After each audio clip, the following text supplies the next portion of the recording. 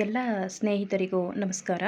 ಈ ಒಂದು ಚಾನಲ್ನಲ್ಲಿ ಕೆ-ಸೆಟ್‌ಗೆ ಸಂಬಂಧಪಟ್ಟಂತೆ ಮತ್ತು ಅಸಿಸ್ಟೆಂಟ್ ಪ್ರೊಫೆಸರ್‌ಗೆ ಸಂಬಂಧಪಟ್ಟಂತೆ ಹಾಗೂ ಕೆ-ಸೆಟ್‌ನಲ್ಲಿ ಪೊಲಿಟಿಕಲ್ ಸೈನ್ಸ್‌ಗೆ ಸಂಬಂಧಪಟ್ಟಂತೆ ಮಾಹಿತಿಗಳನ್ನು ಹಂಚಿಕೊಳ್ಳಲಾಗುತ್ತದೆ.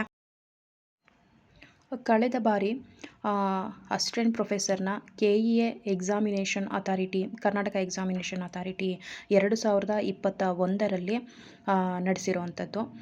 ಆಗ 2021ರಲ್ಲಿ ಯಾವ ರೀತಿಯ ಪಠ್ಯಕ್ರಮವನ್ನು ನೀಡಿತ್ತು ಎಂಬುದನ್ನು ಇಲ್ಲಿ ನಾನು ನಿಮಗೆ ನೀಡಿರುವಂಥದ್ದು. Political science theory and thought ಬಗ್ಗೆ ಇದೆ.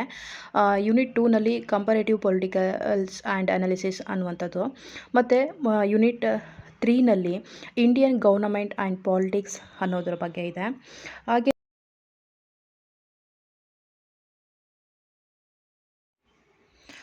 ಯೂನಿಟ್ 4 ಪಬ್ಲಿಕ್ ಅಡ್ಮಿನಿಸ್ಟ್ರೇಷನ್ ಬಗ್ಗೆ ಸಂಬಂಧಪಟ್ಟಂತೆ ಮತ್ತು ಯೂನಿಟ್ 5 ಇಂಟರ್ನ್ಯಾಷನಲ್ ರಿಲೇಷನ್ಸ್ ಬಗ್ಗೆ ಸಂಬಂಧಪಟ್ಟಂತೆ ಟೋಟಲ್ ಆಗಿ ಒಟ್ಟು 5 ಯೂನಿಟ್ಗಳನ್ನು ಅಸಿಸ್ಟೆಂಟ್ ಪ್ರೊಫೆಸರ್ ಪಠ್ಯಕ್ರಮ ಒಳಗೊಂಡಿರುವಂಥದ್ದು.